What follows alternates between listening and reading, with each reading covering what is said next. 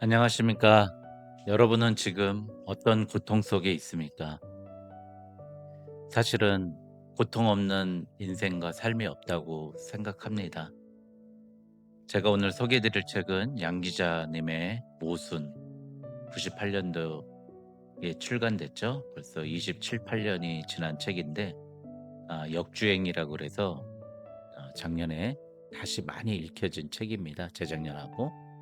여러분 이 모순이라는 책을 보면서 우리의 삶은 정말 도대체 어떤 의미가 있고 우리의 삶을 어떻게 해석할 것인가? 내 고통에 대해서도 어떻게 해석할 것인가? 한번 위로받고 해석해보고 다시 한번 내 삶의 문제를 재정립해 나가는, 재설계해 나가는 그런 시간 됐으면 좋겠습니다. 이 책의 부제를 제가 이렇게 정했습니다. 지금 고통받고 있는 당신에게. 그리고 이길 힘도 생기는 좋은 책입니다. 제가 이 책을 선택한 이유에 대해서 몇 가지 설명드리겠습니다. 먼저 60년대, 70년대 생들이 공감할 만한 디테일이 너무 많습니다. 공중전화라던가 옛날에 우리 공중전화 전화하려고 막 기다리고 그랬던 것, 또 전화 오면은 집에 전화기가 있으면 부잣집인데 그렇게 메모가 있고 그런 모습들, 그런 디테일이 참 공감이 많이 갔고요. 어느 집이나 있을 만한 가정사가 있죠. 무책임한 아버지, 말썽꾸러기 남동생, 또 가출하는 딸까지. 여기 내용이 그런 내용입니다. 세 번째, 끊이지 않는 우리의 마음을 울컥하게 만드는 어머니, 그 어머니에 대한 이야기가 나와서 저는 신경숙 님이 쓴 엄마를 부탁해를 이렇게 자꾸 그 소설이 데자뷰 되면서 저는 이 책의 주인공은 주인공 안진진이 아니라 오히려 어머니가 아닐까 그런 생각해 봤습니다. 어 그리고 부러운 그 사람의 행복, 내가 부러워한 사람은 정말 그게 진짜 행복일까? 한번 질문을 갖게 됐고요. 지금 내가 지고 있는 고통, 그 의미는 무엇일까? 우리는 왜 또 실수를 반복하는가? 마지막으로 이 자살의 문제. 사실 이 너무 아프더라고요. 여기 소설에서 나오는데 좀 이 소설이 없었으면 이 부분은 좀 다른 방법으로 표현했으면 하는 생각도 좀 들었습니다. 어쨌든 지금 우리 시대에 정말 30대 이하의 사망 원인 1위가 자살 아닙니까? 심지어 요즘엔 가족 동반 자살도 많이 하는데 이 문제에 대해서 이 원인에 대해서도 살짝 다루는 것 같습니다. 이 책에서. 그럼 제가 등장인물을 말씀드리면서 짧은 줄거리 같이 말씀드리겠습니다. 이 주인공은 안진진입니다. 이렇게 참진, 참되게 진실하게 그것도 한 외자로 할래다 그랬다가 두 자로 진진. 근데 아이러니하게 성이 안신 거예요. 그러니까 안진진, 진지하지 않은 진진이가 주인공이고 주인공의 입으로 소설이 계속됩니다. 1인칭 주인공 시점이죠. 대학을 졸업을 앞두고 휴학한 직장 사무원입니다. 두 번째 어머니, 어, 남편의 무능과 폭력, 아들은 교도소에 가 있고 딸은 휴학해서 등록금 벌겠다고 공부하고 있고 그런데 열심히 양말 장사를 하면서 가정을 이끌어가는 전형적인 한국의 어머니입니다. 여기 1번 안진진의 남자친구가 여기서 둘이 나옵니다. 그러니까 안진진은 진지하게 살겠다고 결심한 이유로 이 김장우와 나영규를 면밀하게 비교해가면서 누구와 결혼해야 되는가 고민하는데 실질적으로는 가난하고 착한 안진진의 결혼 상대는 김장우였어요. 김장우를 더 좋아하고요. 나영규는 너무 적극적이고 치밀하고 빈틈없는 그리고 장래도 유망한 그런 남자였고요. 그런데 이제 여기서 어머니의 여동생, 쌍둥이 여동생 이모와 안진이는 각별한 관계입니다. 그래서 자주는 아니지만 시간 되면 만나서 밥도 먹고 그런 대화도 많이 하는 그런 사이가 되는데 이모는 부자 건축사의 시집간 어머니의 10분 늦게 태어난 쌍둥이 여동생입니다. 그래서 이 이렇게 돼서 이야기가 흘러가는데 어 이야기의 결말은 어 안진진 생각같이 되지 않은 거예요. 내가 불행했던 사람의 불행했다고 생각했던 어머니는 반대로 행복한 의지와 꿈과 또 자기 자신에 대한 강한 생활력을 가지고 꿋꿋이 살아나가고 가족들은 그 어머니의 품 안에서 슬하에서 계속 뭐 연명한다 그래야 되나요? 생계를 유지해 나가면서 어머니의 의지에서 살아가게 되고 내가 그렇게 부러워했던 이모 부잣집에 해외여행에 또 결혼 기념일에는 반지도 받고 이렇게 행복하게 사는 그 이모는 결과적으로 불행한 결말을 맺게 되는 이런 이야기입니다. 또 그 두 남자, 내가 사랑했던 그 남자와 내가 사랑하지는 않지만 그 사람의 배경이나 그 사람의 성실성이나 그 사람의 열심 같은 걸 보면서 좋아했던 남자. 그 두 남자를 중에 누구를 택할 것인가? 예, 제가 이따가 다시 한번 말씀드리겠습니다. 이런 그 사랑과 우리 어머니, 이모의 삶, 그래서 남자 둘, 엄마하고 이모, 이 두 명의 삶을 비교해 가면서 이야기는 전개됩니다. 그럼 제가 여기서 이 소설을 읽으면서 제가 나누고 싶은 이야깃거리 한 6가지가 있거든요. 그거 제가 읽어 드리면서 하도록 하겠습니다. 첫 번째, 생애 외침입니다. 이 첫 장의 제목이 생애 외침이에요.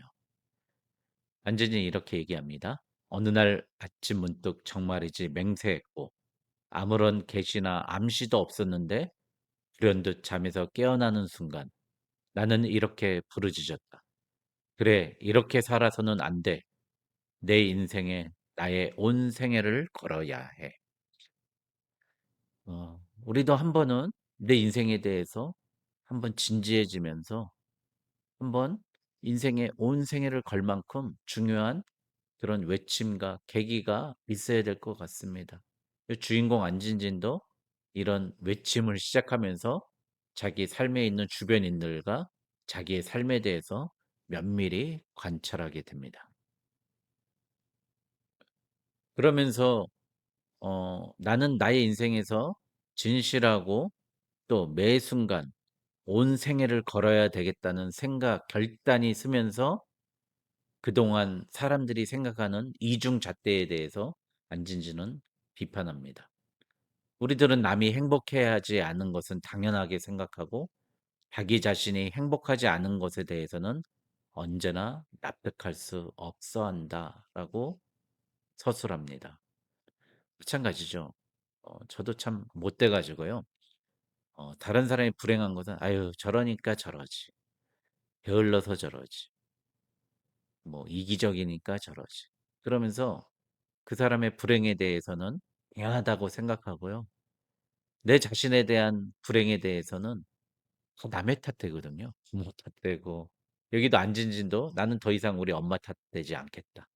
내 인생은 내 것이기 때문에 그렇게 고백하면서 이렇게 나아갑니다. 자신이 행복하지 않은 것에 대해서는 언제나 남의 탓을 하면서 살 수 있는 그들이 대해서 우리는 늘 이중잣대, 타인에게는 상당히 엄격한 잣대를 대면서 자기 자신에게는 되게 느슨하고 나 핑계 댄다는 거죠. 그래서 계속 이렇게 이어나가요. 내 삶이 이토록 질이 멸렬해진 것을 모두 다 어머니에게 떠넘기고 싶은 생각은 후호도 없다. 어떤 사건이 일어나면 원인을 분석한다고 때로는 문제가 있는 가정에 혹은 사회에 아니면 제도에 책임이 있다고 말하는 사람들은 나는 별로 신뢰하지 않는다. 가끔 그런 분석들을 명분으로 내세우고 자신의 방종을 정당화하려는 젊은 애들을 만나는데 그럴 때마다 나는 그들의 교활함을 참을 수 없어 한다. 여러분, 그래서 난 내가 이렇게 사는 이유는 "내 부모 때문이야. 우리 사회 때문이야. 제조 때문이야." 이런 사람들에 대해서 분노를 참을 수 없다고 그는 외치죠. 특히 10대 6 대는 어린애들이 텅 빈 머리로 앵무새처럼 그런 핑계를 대고 있으면 뺨이라도 한 대 올려 붙이고 싶은 것을 간신히 참아야만 한다. 영악함만 있고 자존심은 없는 인간들. 그렇죠. 나의 문제에 대해서 면밀히 파헤쳐 보고 자신에 대해서 성찰해 보지 않고 이제 약은 거잖아요, 사실은. 자기는 피해 가려고 그러고 남들은 그 잣대에 대해서 결 결 절대적으로 재단하는 그런 영악함만 있다는 인간들에 대해서 우리 사람의 이중 잣대에 대해서 안진진의 목소리로 비판합니다. 이제 안진진이 어머니에 대해서 이야기하는데요. 저도 정말 많이 예 참 우리 어머니도 생각나고 그럽니다. 인제 어머니와 안진진이 대화하는 장면인데요. 일본어 꺼름이란 책을 엄마가 들고 와 가지고 양말 장사하는 어머니가 읽고 있으니까 그 어머니 "뭘 보는 거야?" 그래 "일본어 좀 배우려고 그런다." 그러니까 안진진이 "일본 사람들이 뭘 좋아하는데?" 어머니가 그래요. "인삼, 김, 김치, 장아찌 이런 것들을 엄청 찾거든. 박스떼기로 사 가는데 아예 일본 사람만 상대하는 그런 가게가 요새 제일 경기가 좋단다. 그런데 일본말을 할 줄 알아야지. 우선 이 책이나 떼어 보고 뭘 하든지 말든지 까짓것 하면 하는 거지." 어머니는 자신 있다는 듯 하하 웃었다. 어머니의 웃음은 나날이 힘차진다. 어머니는 지금 상황은 아들은 말썽꾸러기고 딸은 그저 그렇고 아빠는 지금 가출해서 5 년째 들어오지 않는데 어머니의 웃음은 나날이 힘차진답니다. 계속 안진지 얘기해요. "어머니에 대해서 연구할 것이 있다면 아마도 이것 불가사의한 활력일 것이다. 젊어서는 그렇게도 넘치던 한숨과 탄식이 어느 순간 사라지고 그 자리에 남은 것은 이해할 수 없는 삶의 무진 집착뿐이다. 어머니는 날마다 쓰러지고 날마다 새로 태어난다." 이렇게 어머니를 평가하면서 어머니에 대한 그 불가사의한 활력은 어디서 나오는 걸까? 초반부에 이렇게 어머니에 대해서 이야기합니다. 다음으로 그 어머니에 대해서 늘 구제불능이었던 아버지에 대해서도 이야기합니다. 아버지는 치욕에 예민했고 자신에 대한 모독을 가장 못 견뎌야 한 사람이었다고, 이 진술만큼은 오류가 없을 것이라고 나는 확신한다. 누구는 술꾼이라고 불렀고 누구는 또 건달이라고 칭하였으며 혹자는 가끔 성격 파탄자로 규정하였던 아버지에 대해, 그리고 지금은 주민등록 등본에 행방불명으로 기록되어 있는 아버지. 이 아버지에 대한 이야기가 좀 마음 아프죠. 아버지가 맨날 돈 받으면 나갔다가 돌아오고 술만 먹고 도박에 또 상습적으로 어머니를 구타하고 집어던지고 때리는 그런 아버지였어요, 여기 소설에서는. 근데 그런 아버지가 5년 만에 이 소설의 안진진이 '내가 인생을 다시 한번 제대로 살아봐야겠다.' 했던 그 해에 겨울 크리스마스 이브에 돌아옵니다. 중풍 맞았나 봐. 엄마의 이야기죠. "두 눈 뜨고는 못 본다. 사람 형상이 아니야. 가게로 들어오는 내 아버지 처음 보였을 때 나는 귀신이 들어온 줄 알았다. 시장 사람들이 모두 나와서 구경을 할 정도면 말 다 했지." 안진진이 이렇게 판단합니다. "슬슬 어머니의 과장법이 시작되고 있다. 나는 안심했다. 어머니가 저런 식으로 나오면 해결책도 있다는 것이었다. 나는 어머니를 잘 알고 있었다." 우리도 정말 막 이렇게 과장하면서 나 너무 힘들어요. 미치겠어." 막 이렇게 얘기하면 사실은 해결할 수 있으니까 그렇게 얘기할 힘이 있는 거잖아요. 근데 어머니가 그런 어머니라는 거죠. 큰일 난 것 같지 하지만 그 과장법이 시작했을 때 어머니는 이미 해결책도 있다라고 안심했다는 거예요. 딸이 계속 얘기합니다. "나는 어머니를 잘 알고 있었다." 어머니가 이래요. 오늘 내일은 크리스마스라고 난리들이니 모레나 병원에 데려가야겠다. 병원에 가봐야 돈만 잡아먹는 병이지만 어떡하냐. 새끼들 아버지인데 도로 내쫓을 수도 없고. 정말 인연 끊고 싶은 그런 관계도 많잖아요. 우리 주변에 보면 '아 정말 저 사람은 왜 저럴까? 저런 사람하고 어떻게 같이 살까?' 뭐 그런 생각도 하는데 이 어머니는 그러죠. 책임지는 거예요. "어떡하냐. 새끼들 아버지인데 도로 내쫓을 수도 없고." 은진이 그래서 이렇게 얘기합니다. "역시 어머니는 변론까지 준비했다." 여기 이야깃거리를 구제불능 아버지라고 제가 정한 것도 정말 우리 인생에 말이 안 통하는 사람도 있고요. 구제불능인 사람이 있어요. 근데 이 어머니는 품고 간다는 거 그게 참 저에게는 좀 많이 와 닿습니다. 그리고 이도저도 어찌할 수 없는 상황이 많잖아요. 이럴 수도 없고 저럴 수도 없고. 특히 혈연이랄 관계에서 많이 그렇죠. 가족과 혈연에서요. 어 다른 이렇게 리뷰도 저도 좀 봤는데 제가 좀 발견한 것은 우리는 고통받고 있는 사람에게 그리고 고통받는 것을 쉽게 고통받을 준비가 돼 있는 사람에게 오히려 고통을 준다는 그런 주제가 이 소설 속에 숨어 있다는 걸 발견했습니다. 이제 제가 처음에 이 등장인물 얘기할 때 안진진이 사랑하는 사람은 김장우였어요. 근데 김장우에게 어떻게 해요? 하트를 제가 그려 놨잖아요. 그런데 어 김장우하고 결혼하겠다고 나영우에게 나영규에게 이별을 구하려고 딱 마음을 먹는데 사실은 너무 힘들어하는 거예요. 이야기하기도 어렵고 그 이야기를 꺼내는 것도 나영규가 맞고 막 이런 내용들이 나오거든요. 인제 그러면서 고민하면서 이렇게 얘기합니다. 그런 점에서 나영규보다는 김장우 같은 남자에게 이별을 말하는 일이 훨씬 쉬울 것이었다. 고통을 받아들일 준비가 되어 있는 남자. 그가 김장우였다. 그러나 내가 말하고자 하는 사람은 나영규였다. 여기서 또 인제 모순인 거예요. 어 결국에 그 이별을 구한 남자가 김장우에게 이별을 구하고 내가 그렇게 마음도 가지 않는 나영규하고 결혼하게 됩니다. 나중에는 결론에는. 저는 여기서 이렇게 생각해요. 우리는 고통받는 사람들, 힘겨워하는 사람들에게 오히려 더 그 사람을 고통을 가하는 건 아닐까 그런 생각을 합니다. 이지메라고 그럽니까 일본어로? 왕따라고 그럽니까? 한반에서 고통받고 있으면 너도 나도 그게 덤벼드는 거예요. 이 침팬지들도 그런다고 그러지 않습니까? 누군가 하나가 아프고 그러면 계속해서 그 한 사람만 그 한 동물만 집단이 괴롭힌다고 하잖아요.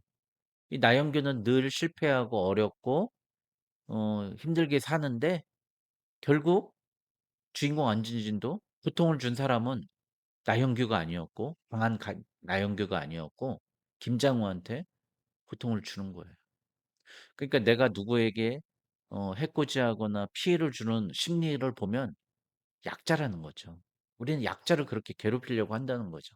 강자에게는 약하고 약자에게는 강하다는 거죠.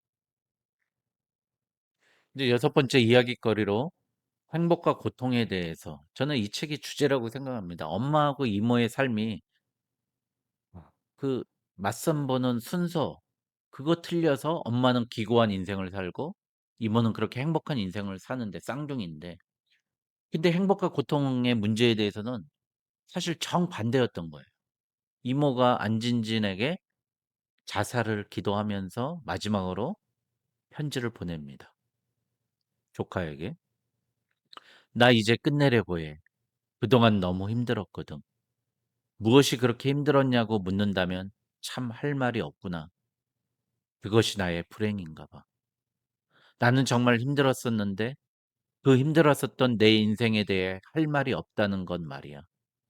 어려서도 평탄했고 자라서도 평탄했으며 한 남자를 만나 결혼한 이후에는 더욱 평탄해서 도무지 결핍이라고 경험하지 못하게 철저히 가로막힌 이 질이 멸렬한 삶. 그래서 그만 끝낼까 해. 나는 늘 지루했어. 너희 엄마는 평생 바빴지. 그러니깐 도무지 결핍이라고 경험하지 못한 삶이 너무 힘들었다는 거예요. 무엇이 힘들었는지도 모르는 삶이 힘들었다는 거예요.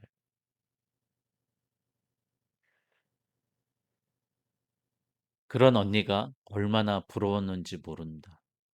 이 기고한 인생을 사는 엄마가, 안진진의 엄마가, 이모는 그 언니 엄마가 얼마나 부러운지 모른다고 고백해요.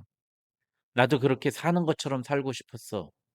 무덤 속에서처럼 평온하게 말고 무덤 속에서 벌떡 일어나 사는 것처럼 한 번은 살아보는 상상도 적당히 해 보았지. 하지만 쉽지 않았다. 죽는 일보다는 사는 일이 훨씬 많은 용기를 필요로 한다는 것을 절실히 깨달았거든." 얼마나 마음 아픕니까? 이 사는 게 얼마나 힘든 건지, 용기를 필요로 하는 건지 깨달았다는 거예요. 저는 양 기자님께서 우리에게 이렇게 얘기한 거예요. 지금 우리가 이렇게 견뎌내고 살아나고 고통스러워하는 게 우린 정말 엄청난 용기를 가지고 싸우고 있다는 거예요. 투쟁하고 있는 거고요. 살아내고 있다는 거예요. 참 위로를 받았습니다. 이 행복과 고통은 어떻게 보면 치열하게 하루하루를 살아내는 게 그 삶이라는 거죠. 그 이모의 입을 통해서 이야기하고 있습니다. 어. 그래서 소설 이 모순이 우리에게 외치는 또 하나의 일성. 이 안기자 씨의 모순을 사람들은, 그러니까 인간은 참 되게 실수를 반복하고 삶의 아이러니고 '앞뒤가 안 맞는 인생을 산다.'라고 단순히 볼 게 아니라 또 다른 일성이 있어요. 뭐 첫 번째 제가 느낀 건, 인생에 한 번은 나의 삶에 대해서 진지하게 곱씹어 봐야 합니다. 나의 삶에 대해서 내가 정직한지, 진실하게 내 삶을 살아가고 있는지. 또 두 번째, 이 아버지에 대한 얘기인데요. 내 주변에 배제되었으면 하는 사람에 대한 다른 해석. 그래서 이 이모는 너희 엄마는 어? 술주정뱅이 남편, 또 자식들 쫓아다니면서 두드려 패면서 노점상하는 게 그렇게 바쁘게 살았던 인생이었는데, 주변에 있는 그렇게 힘들었게 했던 그 사람들의 때문에 너희 엄마는 행복했던 사람이었고, 안진의 입으로도 아까 제가 소개했지 않습니까? 우리 어머니는 날마다 웃음소리가 커지고 날마다 말할 수 없는, 이해할 수 없는 활력이 날마다 새롭게 나타난다는 거예요. 또 세 번째, 안진진도 결국 안진진이 사랑하고 좋아하고 같이 살았던 사람은 결국에는 김장호였는데, 나영규 같은 사람은 이모의 남편인 이모부와 같은 사람이었어요. 그러면 나영규와 만약에 그가 결혼한다면 자기의 삶이 이모처럼 그렇게 불행해질 것을 알면서도 부유하고 계획적이고 성실하고 치밀한 그 사람에게 결혼하기로 결정해요. 그러면서 계속 모순에 빠지는 깊이 없는 인간. 여기 이 책의 처음에 이 띠지에 이렇게 나와 있습니다. 내 삶의 부피는 너무 얇다. 겨자씨 하나를 심을 만한 깊이도 없다. 이렇게 살아도 되는 것일까? 그러니까 우리의 삶을 나는 진지하게 산다고 하지만 결국 얇디 얇은 그 말초적인 감성이랄까요? 눈에 보이는 그 무엇? 그거 쫓아가면서 계속 모순에 빠진다는 거죠. 네 번째, 이 소설에서 우리에게 알려주는 일성. 정말 우리는 허상에 속고 있는 거짓 행복에 그걸 추구하느라고 이렇게 사는 건 아닐까? 뭐 해외여행을 가고, 뭐 결혼 기념일, 선물, 요즘엔 다시 한번 결혼기념일 하는 것 결혼식을 올리는 것도 유행이라면서요. 또 안정된 직업, 부 이런 게 다 행복이라고 생각하는데 이 모순에서는 그게 아니라는 거죠.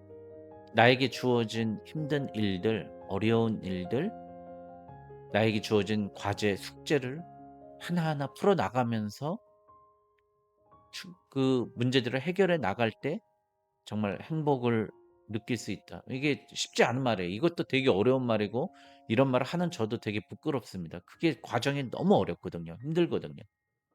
그런데 이게 피상적으로 나타나는 그런 이 유튜브나 우리 포털에서 나오는 너무 멋진 뭐 인생 이막 뭐 여유로운 삶, 풍요로운 삶이 사실은 거짓이라는 거죠. 사람은 일이 있어야 행복할 수 있고 일 때문에 니체는 이렇게 얘기해요. "일 때문에 저녁에 따뜻한 풍요로운 잠을 잘 수 있다."라고 얘기하잖아요. 다섯 번째, 그래서 뭐예요? 결국 누구도 누구의 인생을 단정하지 말라는 거예요. 여기서 가장 불행한 여인은 누구죠? 어머니예요. 안진진의 어머니가 가장 불행한데 주변에 있는 모든 사람들은 다 어머니에게 의지하고 주변에 있는 모든 사람들은 어머니가 가장 행복한 사람으로 판단하고 있는 거예요. 누가 불행해요? 남편이 사회에 실패해서 남편이 병들어서 남편이 날마다 집어던지고 행패 부려서 우리는 그 여인이 너무 불행하다고 했지만 그 인생이 불행한 인생일까? 다시 한번 생각해 봐야 되는 거예요. 이게 어떻게 보면 이 모수는 좀 뭐 문학의 욥기라고 해야 될까요? 그 이해되지 않는 고통을 받는 욥이 나중에는 내가 귀로만 듣다가 눈으로 하나님을 본다고 이야기하잖아요. 그래서 이 어머니가 결국엔 이 이야기의 주제입니다. 숨막히듯 버겁고 고통스러운 삶 속에서 날마다 쓰러지고 날마다 다시 일어서는 당신이 가장 행복한 사람입니다. 저는 이게 이 소설의 주제 아닐까 생각해 봤습니다. 안진진의 자신의 모순에 대해서 마무리하면서 이렇게 얘기합니다. 뜨거운 줄 알면서도 뜨거운 불 앞으로 다가가는 이 모순. 이 모순 때문에 내 삶은 발전할 것이다. 나는 그렇게 믿는다. 우이독경, 소기의 경읽기. 사람들은 모두 소의 길을 가졌다. 마지막으로 한마디. 1년 전쯤 내가 한 말을 수정한다. 인생은 탐구하면서 살아가는 것이 아니라 살아가면서 탐구하는 것이다. 실수는 되풀이 된다. 그것이 인생이다. 그러니까 안진지는 약간 허무한 결론을 맺죠. 우리 신앙 가진 사람들도 그렇잖아요. 이 죄를 회개하고 돌이켰으면 다시는 그 죄를 짓지 말아야 되는데 또 죄짓고 다시 돌아서고 또 죄짓고 돌아서잖아요. 그런데 저를 봐도 그렇고요. 그렇게 계속 반복하면서도 어떻게 해요? 이 모순 때문에 내 삶은 발전할 것이다. 그렇게 믿는다는 거예요. 여러분, 내가 내 잘못이 계속 반복된다 그래 너무 좌절하지 마시고 내가 하는 일이 계속해서 잘 안 된다 그래서 좌절할 너무 그렇게 좌절하지 마세요. 우리는 그렇게 가면서 계속 발전해 나가고요. 우리 신앙인의 입장으로서는 하나님 앞으로 점점 다가간다고 생각합니다, 저는. 그리고 그 모순을 깨닫는 것 자체도 발전했다는 증거 아니겠습니까? 우리의 실수가 되풀이된다 할지라도 너무 그거에 대해서 상심하지 않았으면 좋겠습니다. 수고하고 무거운 짐진 자들아 다 내게로 오라. 내가 너희를 쉬게 하리라. 내 짐은 가볍고 나의 멍에는 쉽다 그러라. 우리 예수님께 또 우리 하나님께 맡기고 그냥 오늘 나에게 주어진 일 하다가 쓰러져 잠들어도 내일 다시 일으켜 세우시고 그러는 하나님 생각하면서 아침에 일어나면 또 모든 게 새로워지고요. 아이디어도 떠오르고 그런 또 참신한 생각을 주시고 용기를 주시는 그런 그 무엇 하나님을 바라보면서 이겼으면 좋겠습니다. 마무리하겠습니다. 저는 이 소설에 가장 적합한 말씀이 시편 126편 5 절에서부터 6 절입니다. 눈물을 흘리며 씨를 뿌리는 자는 기쁨으로 거두리로다. 울며 씨를 뿌리러 나가는 자는 반드시 기쁨으로 그 곡식단을 가지고 돌아오리로다. 시편 125편, 126편 5절에서 6절입니다. 여러분 너무 힘겨워하지 마시고 걱정하지 마시고 나에 있는 지금에 있는 고통과 사람과 돈의 문제, 물질의 문제, 이 문제 때문에 내가 오히려 더 하나님과 가까워지고 더 그 땀 흘리는 가운데 우는 가운데 기쁨으로 행복으로 다가가는 첩경이 아닐까 생각합니다. 오늘 성경과 인문학 양기자 씨의 모순 여러분 꼭 사서 한번 읽어보세요. 여러분 이 책 너무 재밌고 너무 우스운 이야기도 재밌는 이야기도 많이 나오고 빨리빨리 읽을 수도 있고요. 줄거리도 너무 좋고 재밌습니다. 어, 우리 양주 오직예수교회 옥정에 있는 오직예수교회 이경재 목사였습니다. 여러분 행복하십시오.